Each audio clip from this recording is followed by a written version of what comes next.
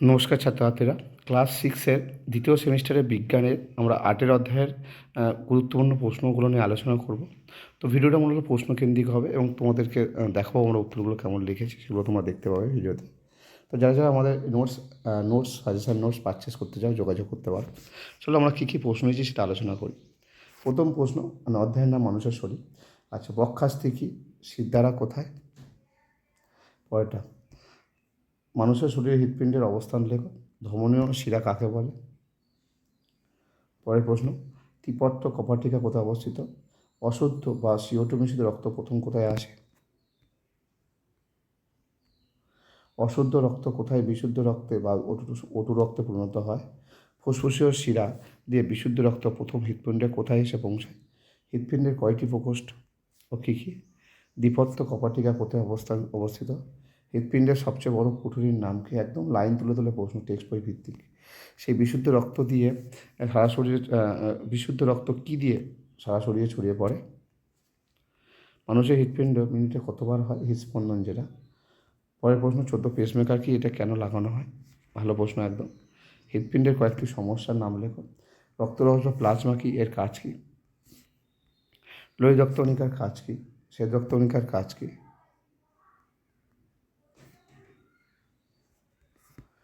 অনুচক্রিকার কাজ কি?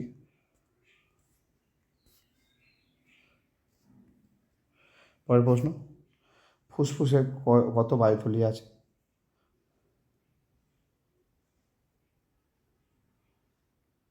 এটা একটু মিস্টেক হয়ে আছে, এটা হবে প্রায় 10 কোটি বায়ুথলি আছে। 10 কোটি বায়ুথলি আছে। বাম ফুসফুস, প্রতিটা ফুসফুসে 10 কোটি বায়ুথলি আছে, 30 কোটি হয়ে গেছে। বাম ফুসফুস ডান ফুসফুসে কটি খণ্ডে বিভক্ত? তাহলে বাম ফুসফুস ডান ফুসফুস কটি করে খণ্ডে বিভক্ত? বাম ফুসফুস 2টি আর ডান ফুসফুস 3টি খণ্ডে বিভক্ত। পরের প্রশ্ন, মধ্যচ্ছদা পেশি কোথায় অবস্থান করে? ফুসফুসের সমস্যা কী কী? জন্মের সময় একজন শিশুর কতগুলি হাত থাকে? পূর্ণবয়স্ক ব্যক্তির কত জোড়া হাত থাকে? আচ্ছা, লিগামেন্ট কি? টেন্ডন কি? খুব ভালো প্রশ্ন আছে। শরীরে কোথায় কোথায় বল ও সকেট সন্ধি থাকে? শরীরে কোথায় হিঞ্জ সন্ধি থাকে? শরীরে কোথায় পিভট সন্ধি থাকে? শরীরে কোথায় স্যাডল সন্ধি থাকে? পরের প্রশ্ন, হাতের পেশিকে ড্যাশ পেশি বলা হয়? পাকস্থলীর পেশিকে ড্যাশ পেশি বলা হয়? একটি পেশির নাম লেখো যা তোমার ইচ্ছে মতো কাজ করে না। দেহসূচক বা BMI সমান সমান শরীরের ওজন ভাগ শরীরের উচ্চতা, যেটা মিটার স্কোয়ার হয়। ঠিক আছে, এখানে এইটা হবে শূন্যস্থান পূরণ। যাই হোক, কোনো ব্যক্তির ওজন 40 কেজি হলে তার উচ্চতা 1.2 মিটার হলে তার দেহভার সূচক কত হবে? তো এটা একটা অঙ্ক টাইপের অঙ্ক, BMI বার করার অঙ্ক। তো লেখা আছে এখানে। আচ্ছা, হৃৎপিণ্ড যে নল দিয়ে সারা শরীরে রক্ত পরিবহন করে, ঠিক আছে, তার নাম কি? রক্ত যে নলগুলোতে হৃৎপিণ্ডে ফিরে আসে তার নাম কি? আচ্ছা, এগুলো সব অতিরিক্ত প্রশ্ন দেওয়া আছে টেক্সট বই ভিত্তিক। তো মোটামুটি আমরা যেগুলো ইম্পর্টেন্ট প্রশ্ন এই অধ্যায়ে আমরা আলোচনা করে নিয়েছি। তোমরা এখান থেকে একটা কাজ করতে পারো, এখান থেকে ছবি হিসাবে, ঠিক আছে, ছবি হিসেবে তোমরা কী করবে, ছবি হিসেবে তোমরা হৃৎপিণ্ডের ছবিটা ভালো করে এঁকে নিও, হৃৎপিণ্ডের ছবিটা খুব দরকার। আচ্ছা, এখান থেকে বড় প্রশ্ন হিসেবে দেখো, হৃৎপিণ্ডের মধ্য দিয়ে রক্ত সংবহন পদ্ধতি বা রক্ত চলাচল প্রক্রিয়াটি বর্ণনা করো। আচ্ছা, এটা বড় করে 5 নম্বরের প্রশ্ন। পরের প্রশ্ন,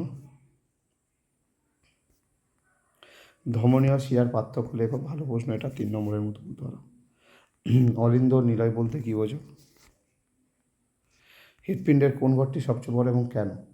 একদম লেভেলের প্রশ্ন আছে। তো এই ছিল এই অধ্যায়ের বড় প্রশ্ন। এবার বাদ বাকি সব টেক্সট বই ভিত্তিক এখানে প্রশ্ন আছে।